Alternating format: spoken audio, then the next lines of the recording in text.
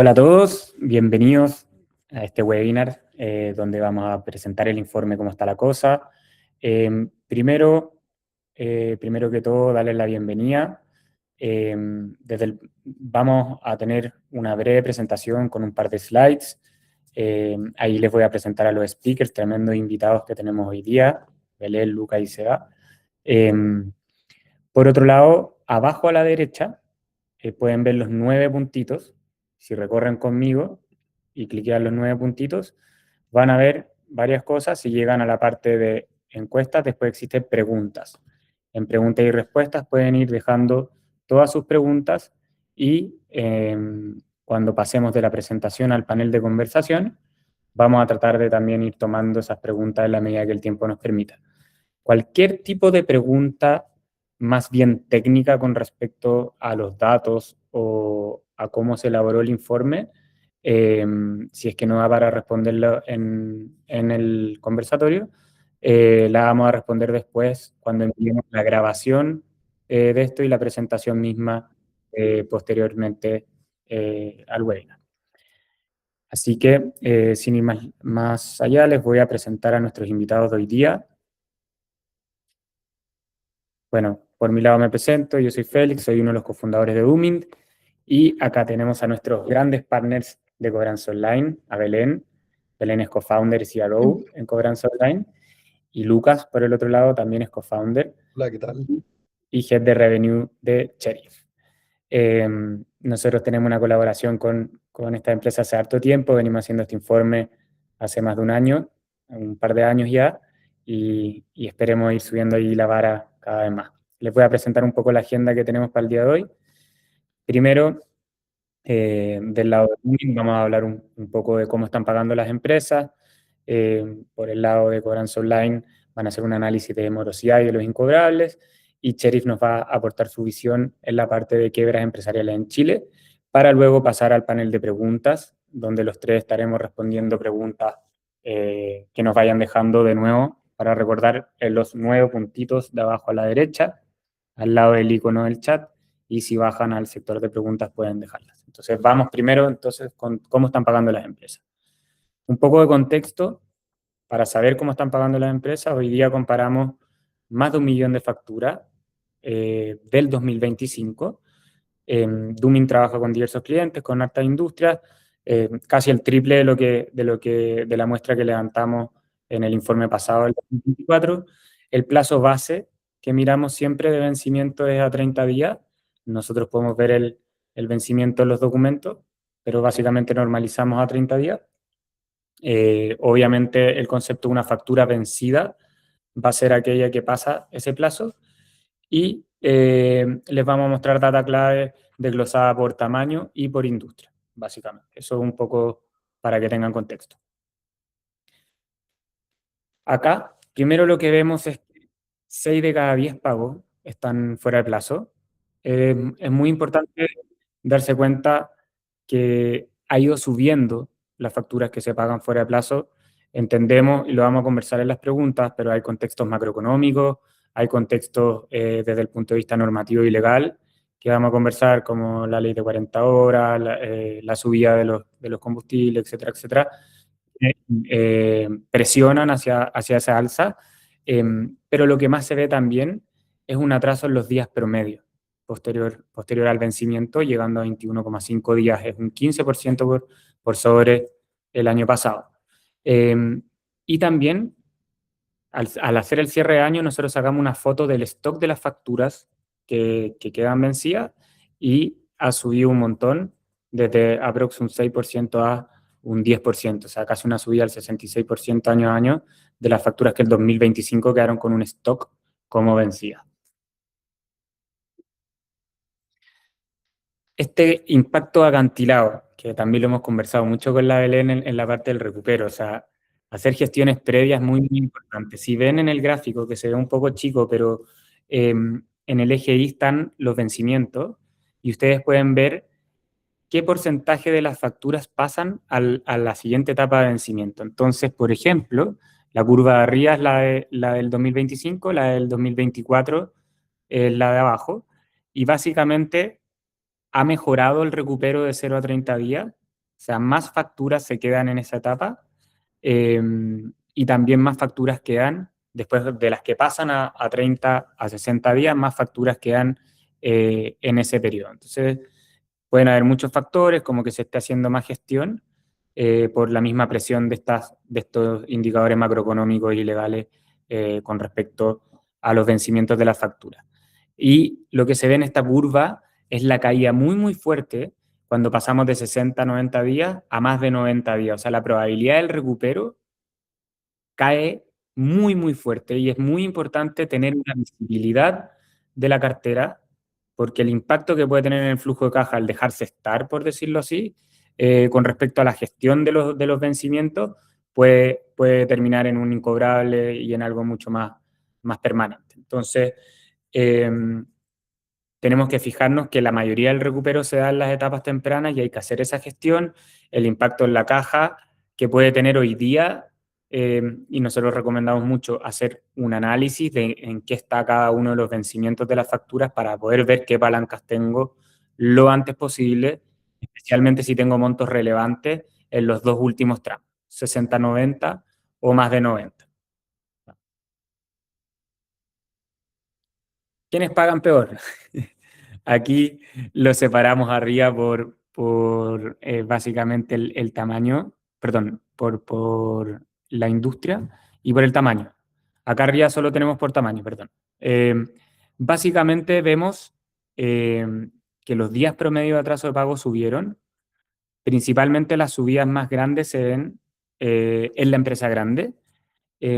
Y aquí hay varias conclusiones que se pueden sacar. Las empresas tienen procesos cada vez más burocráticos de las facturas, con sistemas cada vez más automatizados, y es importante que si yo le presto servicios a una empresa grande, ya sea esporádicamente o la primera vez que lo haga, esté muy, muy al tanto de los requisitos, a qué le tengo que mandar la factura, si es que tiene orden de compra GES, de poner las glosas correctamente, etcétera, etcétera, porque el atraso en los pagos, más que por liquidez, se puede deber a esta gestión burocrática. Si se ven los saltos más grandes en plazos promedio de pago, están en la empresa grande y en la mediana los saltos. Y la pequeña y la pyme tienen pequeños saltos, obviamente, porque si bien pueden ser más ágiles, tienen mayor presión de caja y dilatan un poco los pagos por el otro lado. Esa es la hipótesis que tenemos. En términos de industria, es más o menos intuitivo, pero vemos las industrias que están más presionadas por el dólar, o en el caso de la construcción, obviamente por las tasas, por la inflación. Eh, y quienes se atrasan más, bueno, el Estado, obviamente ahí siempre destacando como el más tardío en pagar.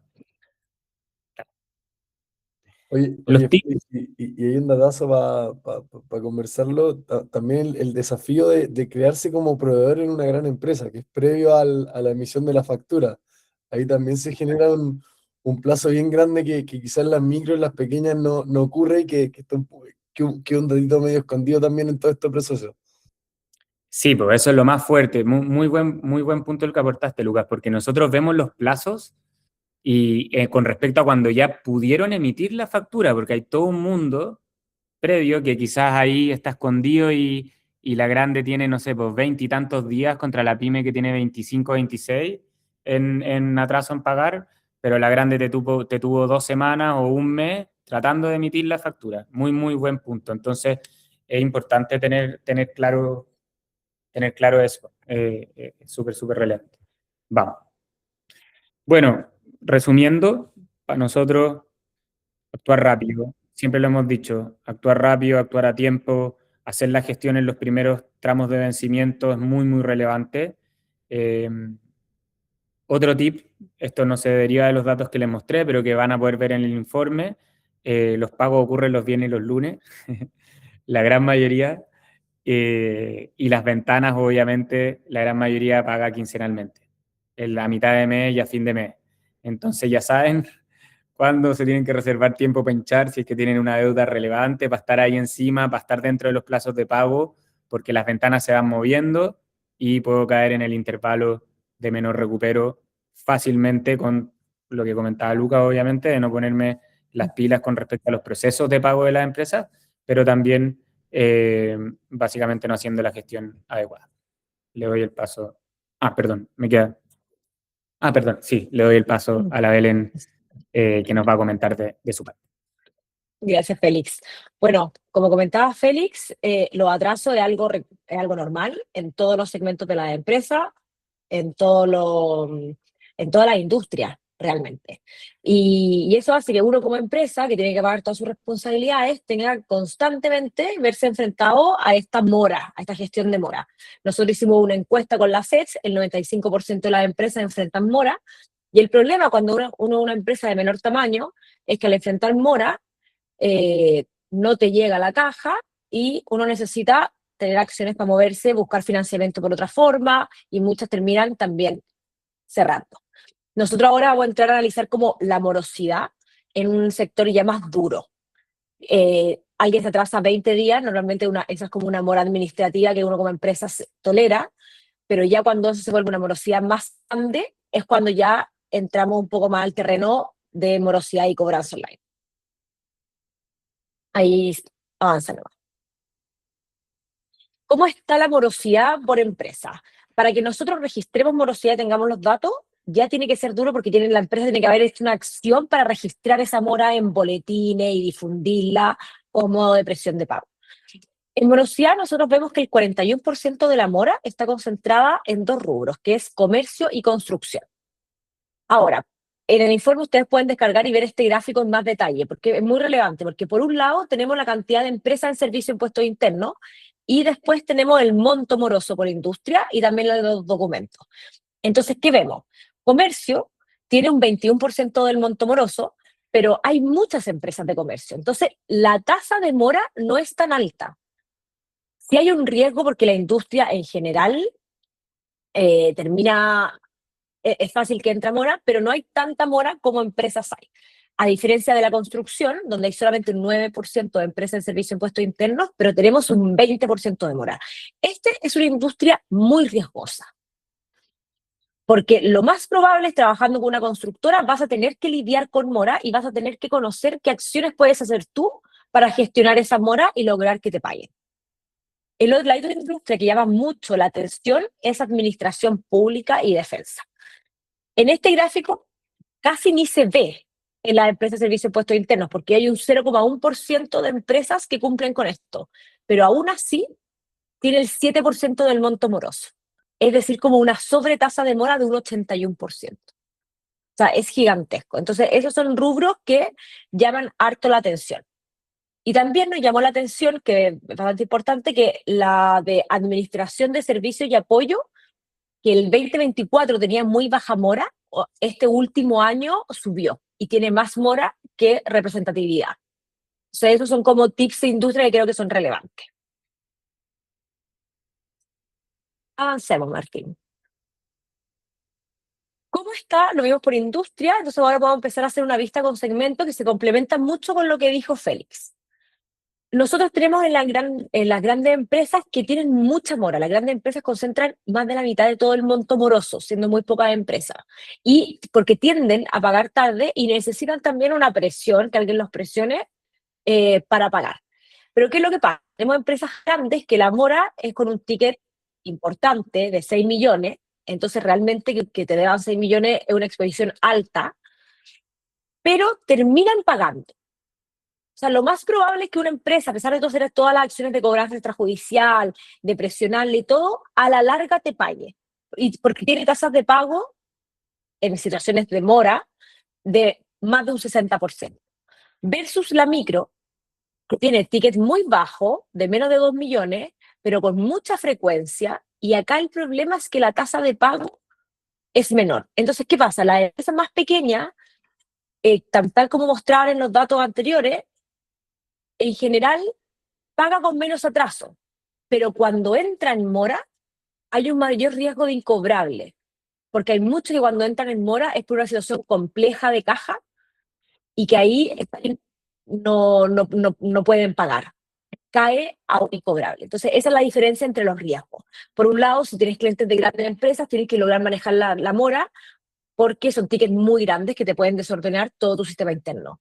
Y por otro lado, la pyme, que a pesar de ser un montón más pequeño, está siempre el riesgo de que pueda caer en incobrable. y que nunca más como puedas ver ese dinero.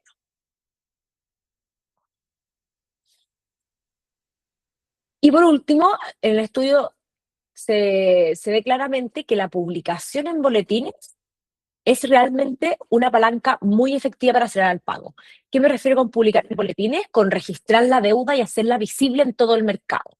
Registrarla en DICOM, registrarla en Experian, que es el boletín que usan los bancos, registrarla en el boletín comercial, registrarla que se vea visible en Sheriff también. O sea, al uno difundir la deuda y hacerla visible y dejar marcado que esa empresa es morosa, es la palanca más efectiva contra la morosidad en este momento. Si uno tiene una mora de, por ejemplo, 100 días, una vez al publicarlo, en promedio se paga en 32 días, es que la empresa reacciona al ver cerradas sus puertas y acceso a crédito y nuevos negocios y reacciona aclarando la deuda. Y es importante que el mismo gráfico de caída o precipicio con el tiempo también se ve con la publicación. La publicación pierde efecto cuando se realiza muy tarde. ¿Por qué? Porque lo más probable es que esa empresa va a estar publicada por muchas más otras empresas. ¿Y qué es lo que le hace una raya más al tigre? Al final, lo que es importante es lograr hacer el bloqueo y presionarlo a tiempo. Por eso, si en los primeros 30 días demora, si uno en los 30 días demora publica, la probabilidad de que se reaccione rápido ante esa publicación y pague es un 62%. Y si yo espero 180 días, ya baja a un 25% y se va acercando mucho más a ser un incobrable. Genial, gracias Belén por el pase, muy interesante. Nada. Por acá Lucas Sheriff. Y bueno, primero que todo comentarles desde dónde vienen las fuentes que utilizamos y nosotros cruzamos información en esta tercera parte del informe para hacer análisis de quiebra, la superintendencia, la CMF y data de servicio de impuestos internos. Perfecto. ¿Y cuáles son los tipos de documentos que también evaluamos? Los ingresos al boletín concursal por categoría. Dicho eso, hemos estado haciendo un análisis desde 2019 hasta la fecha, analizando específicamente los casos de quiebra acumulados mensualmente por empresa. Dos de los datos más importantes que se analizan en este informe, el primero es que se mantienen, y al igual como mencionó Belén, son tres las industrias más afectadas, tanto en las morosidades, la cobranza blanda, en la dura, pero también a nivel de quiebra, y se repite lo que es construcción, manufactura y comercio. Y lo segundo es que hay un 10% extra de crecimiento de quiebras empresariales en agosto del 2025, o sea que hubo un pic durante el año 2025 y que se ve un poco reflejado por las curvas que vamos a ver en los siguientes gráficos. Genial. Entonces, ¿cuál es la tendencia histórica? Lo primero es bien complejo hablar de quiebras cuando tuvimos una pandemia. Entonces, al igual que en la versión del año pasado, el objetivo del análisis siempre es comparando con un año estable, ¿cierto? Y en nuestro caso elegimos el año 2019. Como pueden ver arriba, en el primer gráfico, en el crecimiento acumulado desde enero de 2019 hasta diciembre del 2025, pueden ver como hubo un aumento exponencial en la quiebra de empresas. Porque aquí es bien importante, solo hablamos de quiebra de empresas para este informe en específico. Y pueden ir viendo cómo las curvas y la oscilación de la curva de quiebras se va reduciendo, llegando a niveles mucho más estables en 2024 y 2025. Así lo explica el gráfico que está un poquito más abajo de la variación de los últimos 12 meses.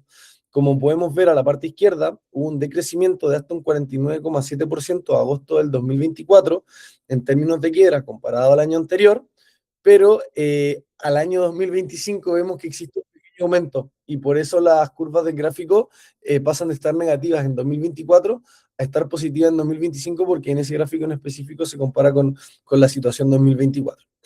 Uno de los datos bien relevantes fue el tercer trimestre del 2025, donde hubo un pic de quiebra, como lo mencionamos en la slide anterior, y eso aumentó en un 10% los niveles de quiebra que tuvimos durante el año y en específico contra el trimestre del año pasado. Pero al cierre del año nos damos cuenta que a diciembre del 2025 solo hay un aumento del 0,1% con relación al año a diciembre del 2024. Por ende, podemos ver que las quiebras de empresas se van estabilizando y como podemos ver la curva histórica desde 2019 hasta la fecha, diciembre del 2025. Perfecto.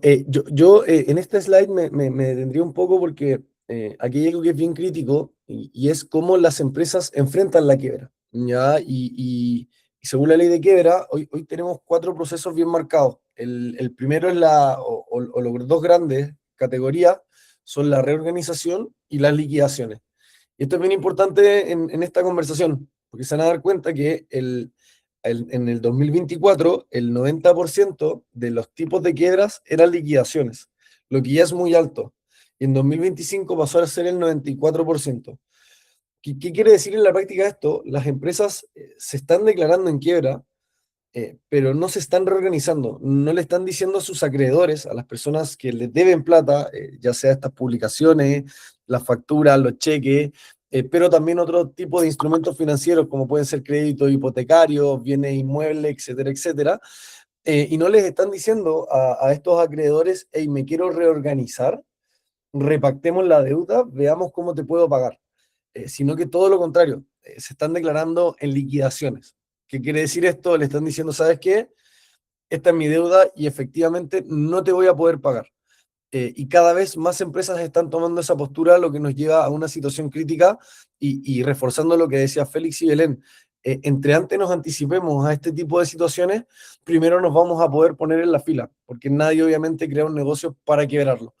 Entonces, en ese sentido, también nos dimos cuenta que a 2025 el 45% de las liquidaciones son por liquidaciones directamente voluntarias, diciendo no puedo hacerme cargo de la deuda, y el 55% representa liquidaciones forzosas, donde un tercero le dice, tú no vas a poder pagar, así que yo te declaro en quiebra a ti. Y ese es un dato bien, bien relevante. Vámonos a la siguiente, Martín. Gracias. Y un poco también lo que conversaba Belén en sus últimas slides, hay una relación muy directa en los niveles de morosidades o publicaciones en industrias con el nivel de quiebra. Y son específicamente tres, y yo creo que ya todos las sabemos, las que están llegando más o las que están siendo los sectores más vulnerables. Y estos son el comercio, la construcción y la manufactura. Si bien las tres a nivel general disminuyeron su porcentaje de market share en menos de un 1% cada una, siguen siendo las tres industrias más afectadas.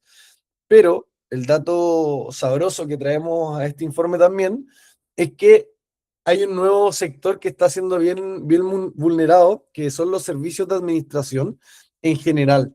Ya se han visto muy, muy, muy afectados y también creemos que hay una relación, una tendencia directa al trabajo con entidades públicas y al no tener los flujos de caja, sobre todo en pyme, para poder sobrevivir. Vamos a la siguiente, si quieres, Martín. Y por último, y analizando las quiebras por tamaños, si es que hay algún agotamiento en pequeñas empresas, efectivamente, hay un agotamiento en pequeñas empresas, pero acá hay otro dato bien sabroso del informe, y es que han aumentado las quiebras en grandes empresas. Los elefantes también caen. Yo creo que eso lo hemos escuchado mucho todos, y cuando caen los grandes, caen los pequeños. Pero obviamente parten cayendo los pequeños, por lo que comentó Belén. Si el grande no le paga al pequeño, primero quiebra el pequeño y así va quebrando toda la línea que está en la cadena del negocio del sector. Entonces, en ese sentido, si bien las pequeñas han incrementado sus quiebras, también lo han hecho las medianas y las grandes. Y Ahí, obviamente el para desahogo de la... como dato para Dale, Belén. complementar, por eso, como decía Lucas, cae toda la cadena. Por eso es tan importante estar haciendo un seguimiento. Sobre todo si uno tiene algunos clientes muy importantes, donde mucha facturación depende de un cliente, estar constantemente viendo los niveles de morosidad de ese cliente. Porque no llega de un día para otro. O sea, hay indicadores que lo van mostrando. Y ese seguimiento que el Félix lo comentó también en un comienzo, de tener la visibilidad de la factura, de saber cuánta plata no tiene por tramo, cuánto está vencido, qué tan vencido está, y si a eso uno le suma eh, de los clientes importantes un seguimiento de la situación también de morosidad de esos clientes, ya puede tomar acciones mucho más seguras. O una pregunta típica que nos debe pasar a los tres en las conversas con prospecto, cliente, es como, oye, ¿qué porcentaje de la facturación dependerá de mí? de un cliente o de un proveedor. En definitiva, ¿qué tan importante soy para esa pyme? Lo veo de la perspectiva de gran empresa o viceversa. Yo como mediana empresa, ¿qué tan importante soy para una pequeña? Porque si yo no le pago, la puedo hacer quebrar. Entonces, también están esos factores que son bien relevantes en qué tan importante soy el negocio de mis contrapartes, ¿no? Que es una información bien relevante. Dale nomás, Martín, vamos. Y eso fue un poco el panel, y ahí, Félix, quizás te doy la palabra a ti o a Martín, si vas de moderador, con los Dale, datos Martín. de las tres startups. Sí. Muchas Ahí gracias, una Lucas. cosa, Dale, dale. perdón, me voy a adelantar, que solamente porque lo vi pasar, que mucha gente se pregunta cuándo hay que publicar, cuándo hay que hacer esta presión en llevar y registrar la deuda en todos los boletines. Está muy de la mano con las caídas de los gráficos. O sea, yo siempre recomiendo publicar, o sea, al día 90, no pasarse del día 90 porque después, como que la probabilidad de que ya otra empresa registre morosidad, que no te prioriza a ti para el pago, aumenta mucho. Entonces, a mí como que 90 es el límite. Y bueno, si una persona que muestra mucho riesgo, también puede ser antes. Claro, yo complementando esa pregunta, igual Martín va a hacer las otras, pero al final está el límite que disminuye la probabilidad de recupero, como dice la Belén, que es el 90, pero yo creo que uno tiene que descubrir rápido en qué parada está el cliente. Como si hay un atraso, yo tengo que mantener una comunicación constante.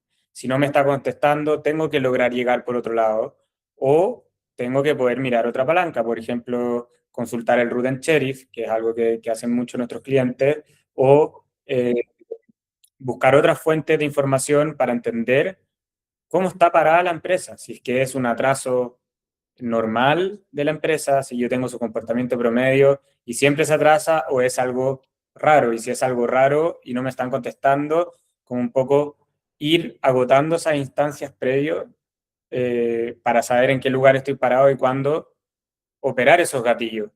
La respuesta es, cuando me doy cuenta que la empresa está con problemas para pagar, todos sabemos que mientras antes mejor. O sea, si ya los 30 días de atraso lo hago, porque que tiene que ver con la intención de pago y con la relación que tengo de recurrencia con la empresa. Ahora también hay que dispararle en la cabeza al primer atraso, pues. Hay que mantener un equilibrio. Buenísimo, muchas gracias ahí a los tres por su parte en la presentación. Bueno, ahí aprovecho también de complementar. De verdad que ahí las preguntas, ahora vamos a tener un panel, después de todas las preguntas que tengan, las pueden dejar y vamos a tratar de tomarlas todas. Pueden preguntar en la sección de la derecha en la esquina, donde están esos 9 puntitos seleccionando preguntas. Yo traje un par de preguntas para los tres, bien generales, pero profundizando también en varias temáticas. Así que, Félix, quería partir contigo. Partiste hablando de que subió el atraso promedio a 21,5 días y que van 6 de cada 10 facturas se están pagando fuera de plazo. ¿Cuál es tu lectura? Esto está incrementaron ambos números respecto al año pasado. ¿Qué ves ves algo en la operación de la empresa o ves algo a nivel país?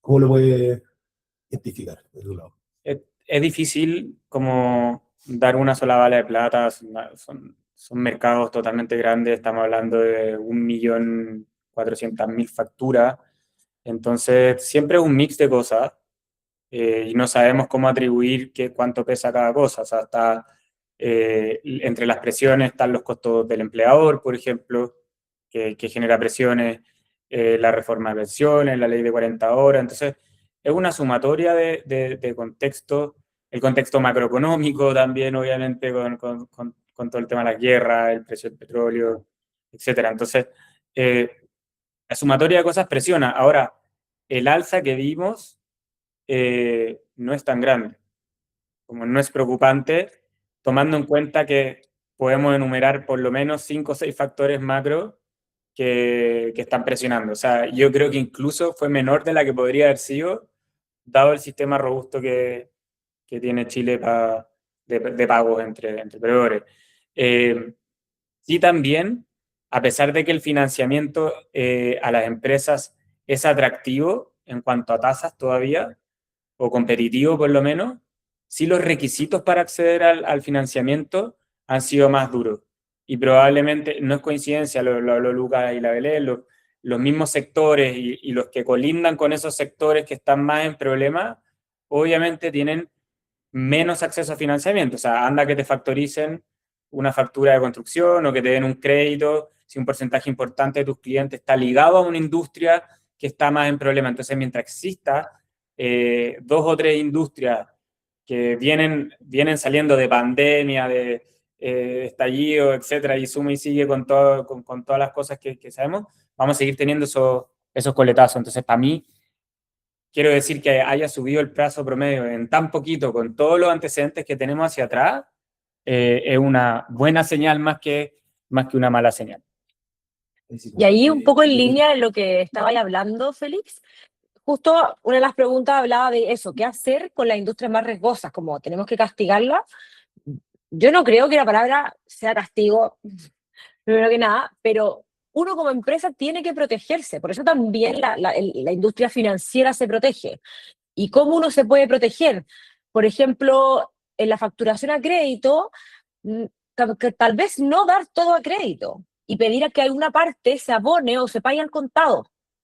Eso como número uno. También se puede hacer, sobre todo si uno sabe que la industria es riesgosa, tener una cobranza y estar más encima de esa cobranza. Estar mandándole los recordatorios de pago, preocuparse cuando hay un atraso, tomar contacto inmediatamente con el cliente, asegurarse de que efectivamente uno estará al tanto de la situación, porque son industrias que en morosidades son muy altas y después en quiebras son muy altas. Entonces, ese resguardo creo que es relevante, ¿cachai? Ser como tener ultra ojo con todo el flujo de tu factura con esos clientes Sí, y también tomar resguardos de abono y alguna facturación previa. Muy de acuerdo. Yo creo que no es la palabra, y la palabra, yo creo, Belén, es la que mencionó Félix, señales.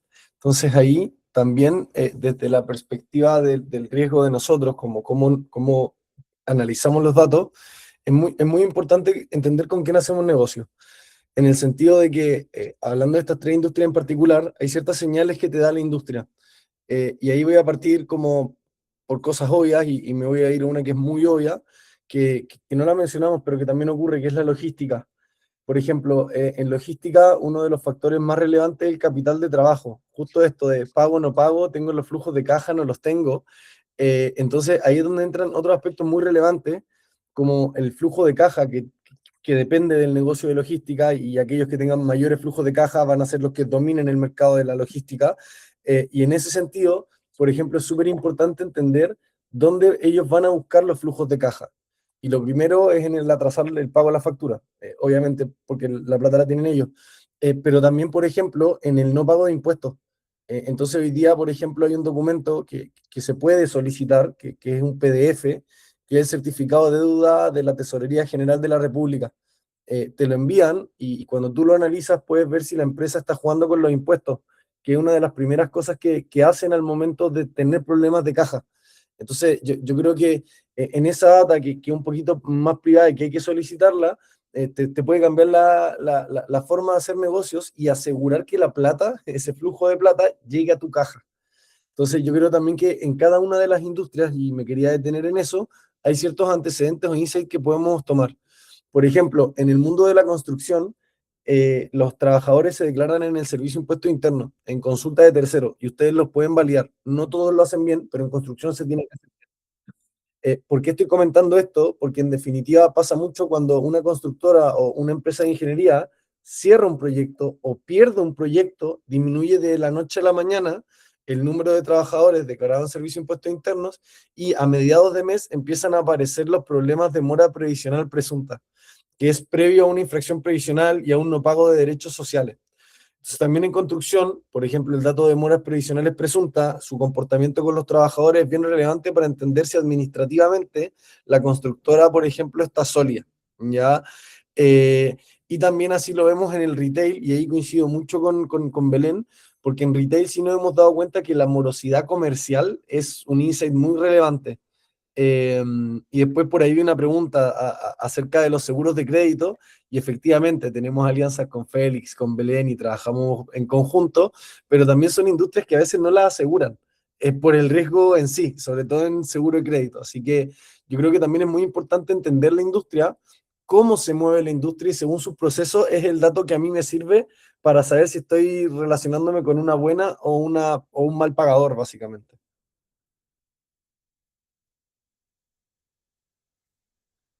Vale, Lucas, muchas gracias. Bueno, ahí recuerda que las preguntas del público para alcanzar todas las todas y para alcanzar a preguntarle, vamos a ir tomando también más, unos minutitos más para poder alcanzar a profundizar en un par de temas, ¿ya? Pero muchas gracias. Ahí, Belén, tenía una duda, de un punto que también quería profundizar contigo. Hablaste mucho de la curva de incobrabilidad, ¿verdad? A los 90 días. ¿Ves algún patrón en particular de por qué las empresas están decidiendo esperar hasta ese plazo?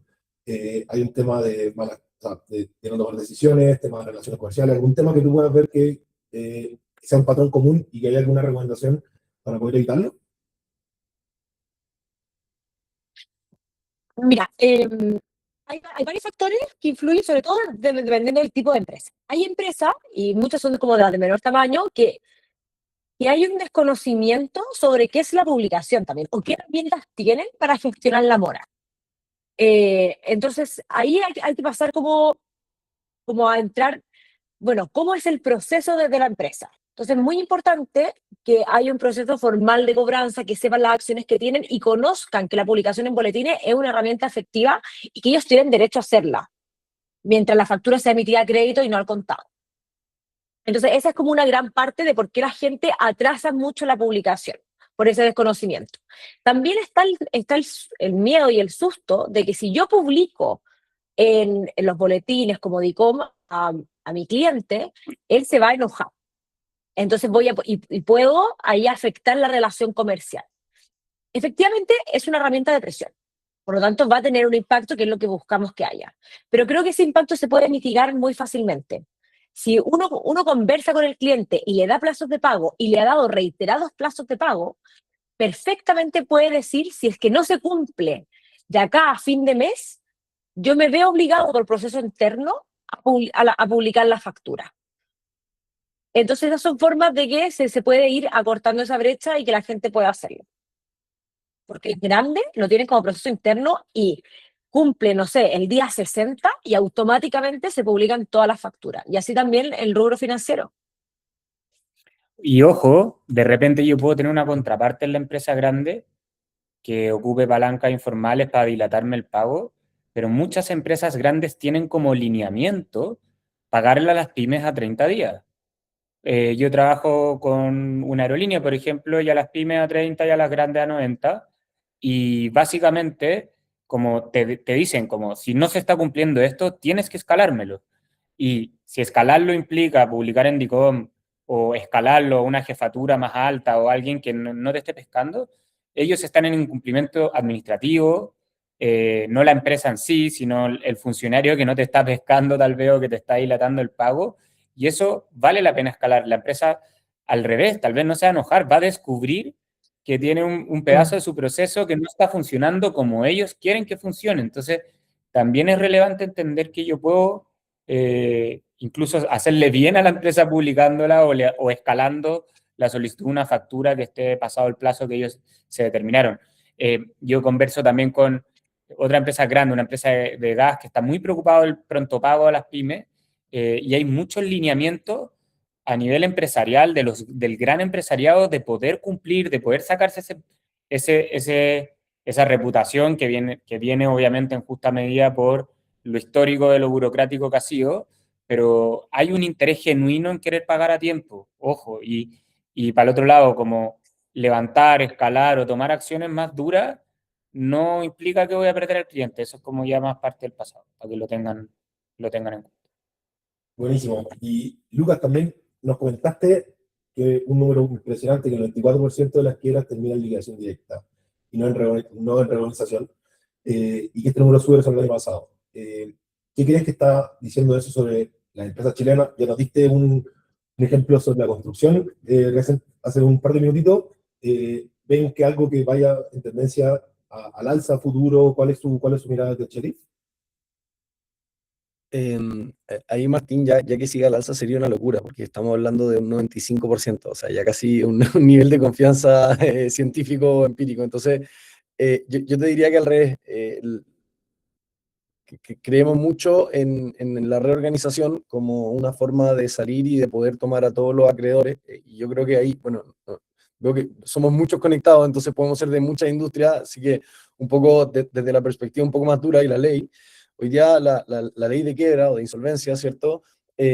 Son se dividen en dos específicamente y esas tienen subcategorías, que son las reorganizaciones y las liquidaciones. Como mencioné en la presentación, cuando yo me reorganizo, digo, acreedores, personas que les debo, quiero pagarles, pero no tengo cómo. Podemos reajustar la morosidad, y eso no está ocurriendo. Directamente las empresas lo que está ocurriendo y lo que dice es, pasó de un 90 a un casi 95% en las liquidaciones, lo que quiere decir que las empresas no están diciendo, ahí, quiero pagar, pero no puedo, sino que te están diciendo directamente, no te voy a pagar.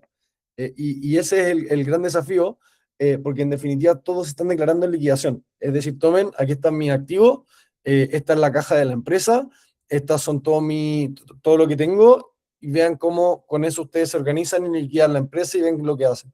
Entonces, en definitiva, no debería seguir aumentando, sino que lo que debería ocurrir es primero que disminuya el número de casos, pues lo que esperamos nosotros, y en segundo lugar, sería muy extraño que siguiera aumentando las liquidaciones, porque ya es algo que está escalando a niveles, estamos un 5% del 100%, es una locura. Así que yo diría que va por ahí, Martín. El problema es que las empresas están enfrentándose a la quiebra sin una capacidad de reorganizarse. Entonces se están enfrentando en un momento que ya no hay vuelta atrás. Y Lucas, perdón, ¿qué tendría que pasar para que puedan reorganizarse? ¿Qué señal hay de que una empresa está yendo como hacia la liquidación o realmente está buscando reorganizarse? Hoy día el mercado está súper difícil porque las negociaciones con la TGR antes quizá lograba conseguir convenio, y por ende podía pagar mi deuda de impuestos en cuota. Después me reorganizaba con situación, qué sé yo, con mis proveedores, podía reorganizar un nuevo crédito de consumo con la banca, pero todos estos entes que me permiten enfrentar una reorganización cada vez están siendo más estrictos en sus políticas de riesgo. Primero desde la TGR en cómo cobramos más rápido, y yo creo que hay varios casos como que están saliendo en la televisión bien de momento sobre TGR. Por otra parte, los bancos están cada vez más limitados en términos de riesgo y cómo provisionan, entonces tampoco pueden asumir el riesgo de que tu empresa esté mal. Y si a eso le sumamos el factor de que los grandes se están demorando en pagar, como tú lo mencionaste, Félix, es una tormenta perfecta para que sigan aumentando las liquidaciones, más no las reorganizaciones. Claro. Y tomando ahí ese punto, una pregunta que teníamos era, la empresa grande hoy día, bueno, bastante Félix, que eran las que están más en porcentaje atrasándose en los pagos, y que tú nombraste que no harías un tema de recursos. Desde tu lado, como, ¿qué puede estar pasando en las empresas grandes que hoy día están teniendo mayor porcentaje de facturas pagadas por vencimiento? O sea, es un montón de factores. Todo lo que ajuste a la caja presiona a poder financiarse de todos lados. O sea, yo he conversado con empresas grandes que están presionando a tener más líneas de crédito, a, ten- a tener más caja también, ojo, porque en el fondo la incertidumbre, no sé, los que dependen del combustible, para dar un ejemplo, estaban todos apretados de caja, congelando presupuestos, no solo pago a proveedores, congelando presupuestos de nuevas herramientas, buscando optimizaciones donde fuera. Entonces, yo creo que es parte de las optimizaciones y las presiones que tiene un gerente de finanzas el ser súper acuciosos con el pago. También, otra cosa que no hemos comentado mucho, pero la cantidad de fraudes ha aumentado un montón. Fraudes en pago a proveedores. Entonces, los controles tienen que ser mucho más grandes que antes. O sea, la emisión de factura, hemos visto casos de funcionarios del Banco Estado y del Banco Chile. El error que hubo con una empresa grande de alimentos que le pagó como 200 millones a un colaborador en vez de a un proveedor, y el colaborador renunció y ya hasta ahí nomás existe la probabilidad de que recuperen esa plata. Entonces también creo que los procesos son complicados. También para el otro lado, desde que se emite una factura y pasan los 8 días, es un plazo súper corto. O sea, es una semana que la empresa tiene para poder revisar esa factura y por las malas prácticas de unos pocos, porque tampoco es que sea la norma, las empresas grandes tienen que tener procesos más burocráticos para que siquiera, lo que decía Lucas, se pueda emitir una factura.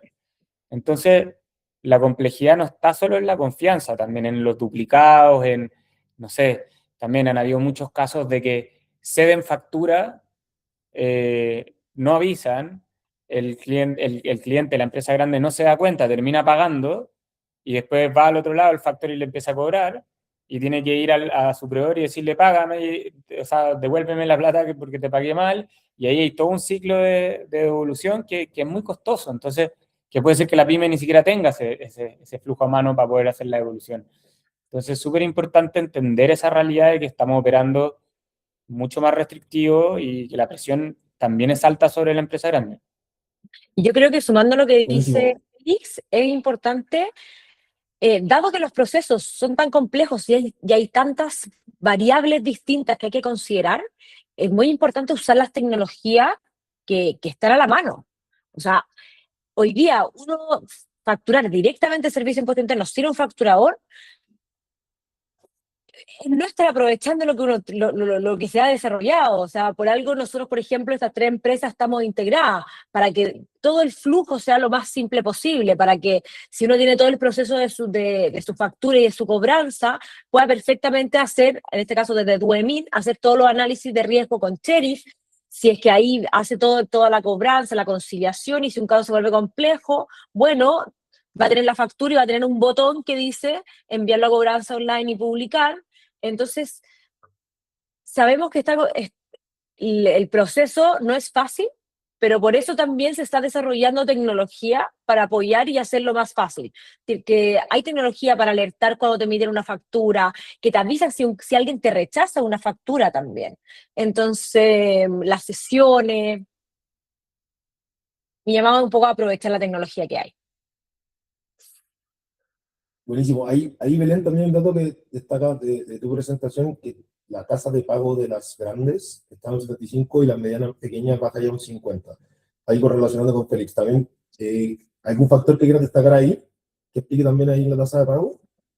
Sí, ojo que yo tengo tasa de pago de mora dura, como de los casos complejos. Entonces, realmente esa diferencia es porque si una pyme, si una empresa más pequeña que tiende a ser como más, a tener menos burocracia y cumplir más con los pagos a tiempo, si una empresa pequeña cae en esta morosidad dura, es por un problema real de flujo de caja. Entonces, la probabilidad de que esa empresa quiebre y termine en un incobrable es más alta. Por eso como que es tanta diferencia de tasa de pago, porque es más que tasa de pago es como la tasa de regularización, de poder realmente saldar esa deuda que se está presionando. Buenísimo.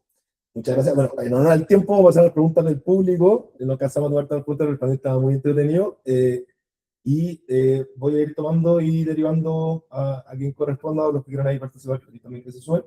Vamos a priorizar los que tienen ahí, no están anónimos. Así que, bueno, primero, bueno, Camila Hernández nos pregunta cómo funciona un flujo API autónomo con los 3 participantes. Acá, bueno. Que creo que lo explicó un poco la Belén. Yo creo que podríamos... Estamos todos súper Sí. conectados y integrados, y Duemita ya está conectado tanto con Cherif, que la parte core, y de la cobranza, y también se une con nosotros en los casos complejos. Exacto, pero lo importante es que existen plataformas que no hay que, o sea, que en el fondo existe de todo, como la idea es que ustedes puedan ir explorando la tecnología con respecto a la misión, con respecto a las sesiones, con respecto a todo lo que necesiten para tener la visibilidad que requieren. Buenísimo. Ahí, bueno, Cristian Cook también nos pregunta, yo creo que está ahí, va a ir un poco más hacia Lucas, pero nos comenta sobre la cantidad de abogados que hoy día están saliendo proponiendo en las redes el no pago, y que esto puede aumentar también ahí el riesgo de las empresas y todo. No sé si es que, Lucas, también tú querías hacerte la palabra de saber tu opinión. Oye, primero agradecerle a Cristian por conectarse. Sabemos que está muy, muy metido en el mundo de la factura, los pagos, las publicaciones y mucho más. Pero esos abogados apelan mucho más a la quiebra de personas naturales, donde dicen, hey, no pagues, no te preocupes, yo lo soluciono y me llevo un X porcentaje de lo que solucionemos. Entonces, ahí justo, Cristian, este informe que realizamos en esta ocasión es mucho más focalizado en empresas que en persona natural, y todo lo que se ve así como en Instagram, en redes sociales y tal, tiene mucho que ver con lo que ocurrió en la liquidación simplificada. En su momento se creó un proceso que no tiene que ver con la liquidación, pero que era crear empresas en un día. Y para muchos ha sido tremendo porque le ha permitido a muchas pymes y emprendedores realmente poder formalizar su negocio. En las liquidaciones pasa algo similar. El año pasado se publicó una ley donde ahora tú como persona natural puedes ejecutar una liquidación simplificada. Entonces son liquidaciones muy fáciles de ejecutar y que realmente tienen con muchos dolores de cabeza a muchos financieros. Entonces, en ese sentido, Cristian, eh, ha sido y ocurre mucho en persona natural ese tipo de publicidades y de ahí a lo que pase, realmente yo nunca he escuchado un caso cercano que haya salido positivo, pero sí lo que te puedo decir desde el dato que analizamos con Seba Correa de mi equipo es que han aumentado un montón las liquidaciones de personas naturales, por lo que esas campañas de los abogados, al menos desde Leeds, le están funcionando. O sea, es una locura el cómo ha aumentado la quiebra de personas naturales en 2025 en boga a la ley que se publicó en octubre del 2024.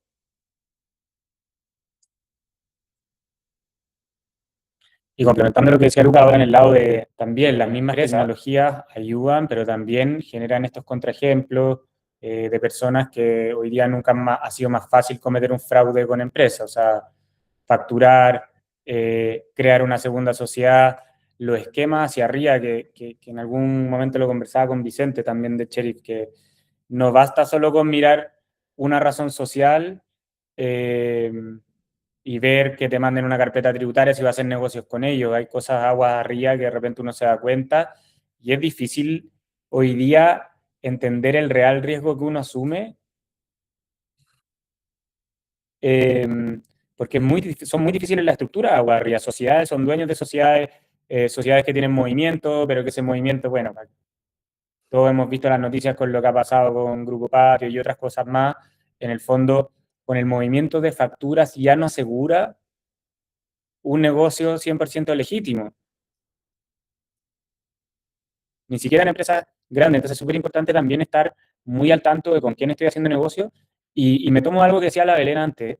Si yo estoy partiendo como proveedor de un cliente tal vez mediano, o que parece mediano, o tal vez pequeño también, como también ir pasito a pasito, pues no le doy crédito a 60 días o 30 días de una, no le permito que me ponga un pedido si yo presto no servicios, si yo vendo productos físicos, por ejemplo, donde puedo perder y no tengo una garantía. Hay que ser cauto en ese sentido porque el mercado nunca ha sido más ágil desde la oportunidad tecnológica, pero también más falible desde el punto de vista de estar sujeto a potenciales estafas, fraudes, etcétera. Entonces hay que estar bien cauto con respecto a ese tipo de cosas.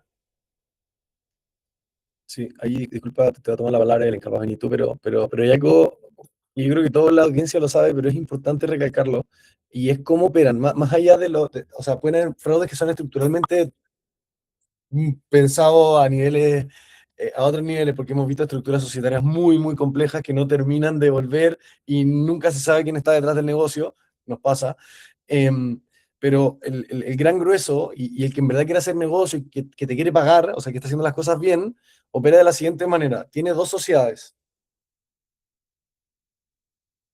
Una sociedad, y voy a hablar del 60% de las empresas que más quieren, para que lo tengan súper claro, funcionan de la siguiente manera. En general, las medianas, las grandes ya tienen un holding estructurado, pero las medianas funcionan con una sociedad donde contratan gente y con esa operan subcontratos, servicios y un montón de proveedores, y tienen otra sociedad por donde te facturan, que es la que normalmente usan para publicarse licitaciones o para adjudicarse proyectos. Y eso es un poco lo que comentabas tú, Félix, que en definitiva no solamente es la empresa que tiene la factura en su mano o que está haciendo el negocio, sino que hay que lograr ver el mapa completo. Y ahí es donde yo creo que se pueden mitigar muchos de los riesgos antes de hasta pasar una cobranza dura como le puede tocar al equipo de cobranza online. Así que es bien importante entender, siempre hay una empresa que opera, contrata proveedores y colaboradores, y hay otra donde se factura y van funcionando así entre las dos. ¿Ya? Y esa estructura es bien simple, pero es típica. Por eso en logística, en construcción, en manufactura y en menos porcentaje comercio, es bien relevante no solamente ver la empresa con la que voy a hacer negocio, sino que toda la estructura que está detrás. Buenísimo. Y ahí te mando, bueno, ahora pasamos a la última pregunta, que es el círculo invito. Ahí Isabel Martínez nos pregunta, bueno, ahí tenía otro problema con la contactabilidad, pero el seguimiento, y ahí Félix, bueno, Belén y Félix creo que nos pueden dar ambos ejemplos como de buenas prácticas para lograrlo. Ella pide sugerencias al respecto, dado que dan para el teléfono y no le responden. Sí, sí, Belén, parte tú. Sí. Mira, yo creo que ese es como que la cobranza no puede partir como ya cuando una factura tiene problemas. La cobranza tiene que ser como algo que se vea de forma completa en la empresa. Entonces es muy importante que el ejecutivo comercial o el área de venta, al momento de vender, solicite y compruebe los datos de contacto. Esa es como la principal clave. Entonces, que toda la empresa se haga responsable de que la plata tiene que entrar, que no es solamente facturar, sino que realmente recibir la plata. Y por eso ahí eso se tiene que incluir al comienzo en la parte de venta. Nosotros en Cobranza Online, también un poco lo que hacemos es que tenemos una base grande de contactabilidad. Entonces, cuando alguien cobra una factura a través de nosotros potenciamos la contactabilidad con nuestra base propia. Pero es muy importante que esa responsabilidad la tomen también dentro de la empresa. Exacto, complementando lo que dice Belén, generalmente nosotros pedimos un contacto comercial y un contacto financiero. Y cuando los montos son relevantes, lo ponemos explícitamente en un acuerdo o en un contrato, que es súper importante porque en el fondo también hay resguardos, más allá solo de tener una factura en la mano y decir que me pudieron emitir. Eventualmente, si yo quiero ir a una cobranza judicial posteriormente en una reorganización o lo que sea, todos los antecedentes en términos de gestiones suman a que ustedes hicieron todos los esfuerzos habidos y por haber para generar esa contactabilidad también. Porque como dice Belén, si yo me siento en el día más de 90, no hice ni una gestión, y ahí ataco el problema de la contactabilidad y digo, chuta, pero es que nunca me contestaron, mírenlo desde el otro lado, pues, si es que algún juez mira esto y dice, ¿cómo? Pero usted no se preocupó en 90 días de nada y mandó mails a cualquier mail y no tiene un contrato y no tiene nada y usted emitió esa factura nomás. ¿Cómo sé que la otra empresa está enterada y no se le pasó, por ejemplo, que usted le emitió la factura? ¿Dónde está la relación comercial? Entonces es importante que esa relación comercial exista, más que exista, que en el fondo como me preocupe de tener esa interacción, especialmente para las primeras facturaciones, pero también para la elaboración de contratos yo complementaría. O sea, solicitar esos contactos desde el área comercial, pero también si los montos de la operación es recurrente y relevante para el flujo caja, resguardarse también con un contrato. Buenísimo, muchas gracias. Bueno, en honor al tiempo, son las 12. Bueno, quería agradecerles a todos por participar, bueno, especialmente a todo el público que está acá, a Lucas, a Félix y a la Belén por, bueno, aprendimos harto. Comentarles que, bueno, se escanea la calculadora, ya pueden ver el informe, igual les va a llegar todo por correo, ya pueden ver el informe a detalle, pueden descargarlo, 100% gratis, y mañana ya les vamos a estar enviando toda la información, pueden pedir el contenido. Cualquier duda que tengan, a cualquiera de los tres speakers pueden canalizarla respondiendo ese correo y ahí se la vamos a responder lo antes posible. Así que nada, gracias a todos por la participación. Felicitarlos también, creo que es una tremenda, hay mucha información muy importante y creo que a todos nos sirve para hacer las cosas mejor. No, gracias a todos. De cualquiera, a todos, ¿verdad? Gracias, ¿no? Agradecerle a los partners, a Sheriff y a Cobranza Online por toda la información que es valiosísima, que ellos tienen, que es única, y esperemos ahí ir actualizando este informe semestre a semestre, año a año. Hay una manito. Sí, ahí Cecilia, no vas a poder hablar, tienes que dejarlo, puedes dejar tu pregunta o comentario en la sección de preguntas que están las nueve aquí de abajo, porque están deshabilitados los micrófonos para el panel de speakers, ¿ya? Belén, tú querías comentar algo. Bueno, no, me estaba despidiendo solamente. Buenísimo. Ya, muchas gracias entonces, que tengan buena semana, buen fin de semana. Abrazo, que estén muy bien. Chao, chao. Feliz día.